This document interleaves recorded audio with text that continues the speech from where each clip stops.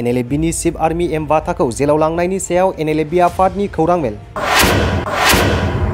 जोंनि NLFB आफादनि थासारिया दा मा जागासिनो दङ बेखौ जोंनि रायजो राजा बर' आइ आफा आदै मादै बिदा फंबाय बिनानावफोरनो मिथिहरनायनि थाखाय नोंथांमोननि चेनेलजों जों बिसोरनो गुवारै मा जामारदों मा जामाराखै जोंनि दा NLFB आफादनि थासारिया आं बेखौ मोजाङै फोरमायहरनो सानदों। एम बाथा हमजानायनि उनाव NLFB सोलिफु थासारिनि सायाव NLFB आफादगिरि IB बुंथिग्रानि फोरमायथिनाय। सिगाङावनो जाहैबाय जोंखौ सरकार एबा पुलिस बिफाननि मानसिफ्रा गोबां गादबनायनि गेजेरजों जोंखौ नासयगासिनो दङ।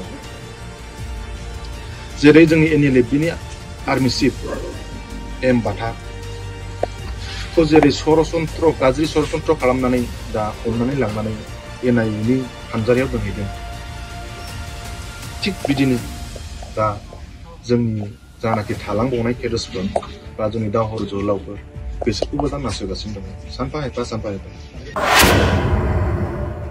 गोजोन गोरोबथा जानायनि उनावबो NDFB फोरनि केसआ मानो दासिमबो जोबाखै?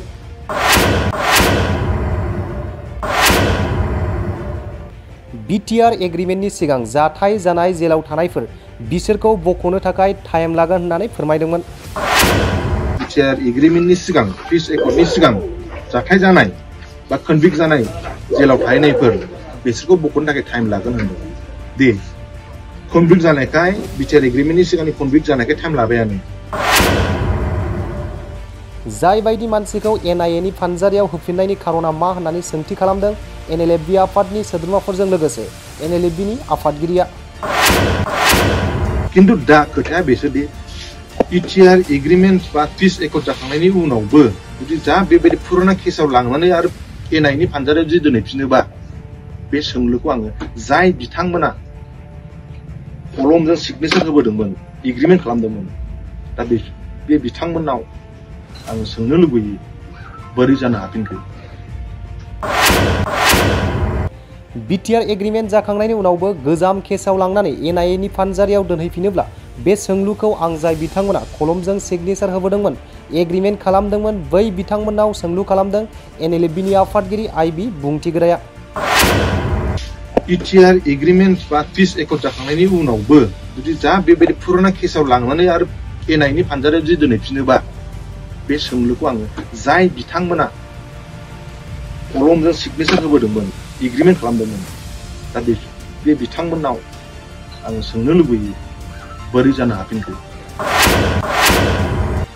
माइ गायनाय बोथोरावबो पुलिस आउटपस्टनिफ्राय फन हरनानै नोंथाङा NLFB नंगौना नङा नोंथांनि भेरिफिकेसन फैदों पुलिस थानायाव फैनांगौ बेबायदि खालामनानै NLFB खौ हाराहास्ति होगासिनो दं।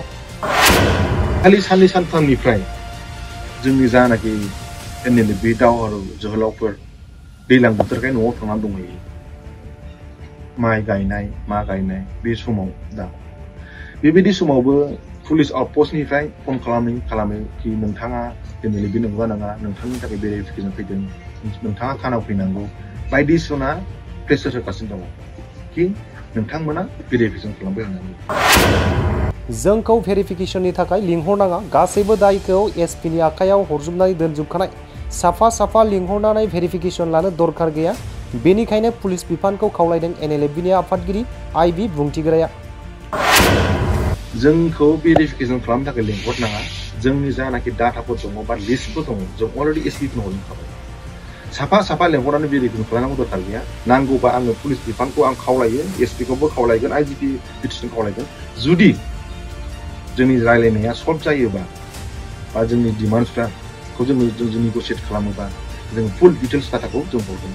नांगौबा साफा साफा केमावनो भेरिफिकेसन खालामगोन जों दा नांथ'वा मानो होनबा दा मुहुर्त समाव जोंनि आर्मी चिफखौनो दा NIA फानजारियाव दोनहैदों दा होनबा जोङो माबे खोथाखौ लानानै जोङो भेरिफिकेसन खालामनो।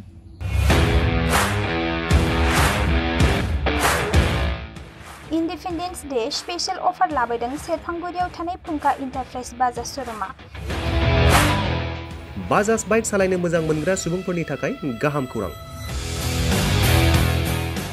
क'क्राझार जिल्लानि सेरफांगुरियाव थानाय फुंखा इन्टारप्राइज बाजाज श'रुमा होगासिनो दं 31 आगस्तसिम इन्डिपेन्डेन्स डे स्पेसियेल अफारनि एक्सेन्ज।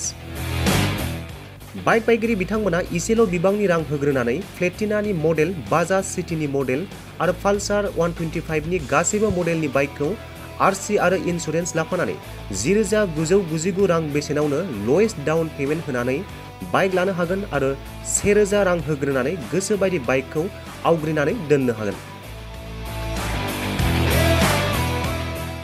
सेरफांगुरि फुंखा इन्टारप्राइज बाजाज श'रुमजों लोगोसे सराइबिल फुंखा इन्टारप्राइज बाजाज श'रुमावबो बाइक बायगिरि बिथांमोना खुंफुंजानाय इन्डिपेन्डेन्स डे स्पेसियेल अफार लोगोसे एक्सेन्जआव फैनानै नोंथांमोननि बाजाजनि बाइकखौ लांफैनो हागोन।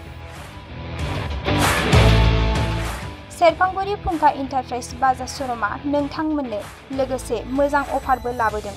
बेफोरनो जाबाय 5 लिटार पेट्रल फ्रि, गंसे हेलमेट फ्रि, केस होनानै बाइक बायगिरिफोरनो 1,000 रां केशबेक हरफिननाय जागोन। आबुङै मिथिबावनो थाखाय 9395303476 9101547892 जानबुं नम्बराव खौरां लाहरनो हागोन।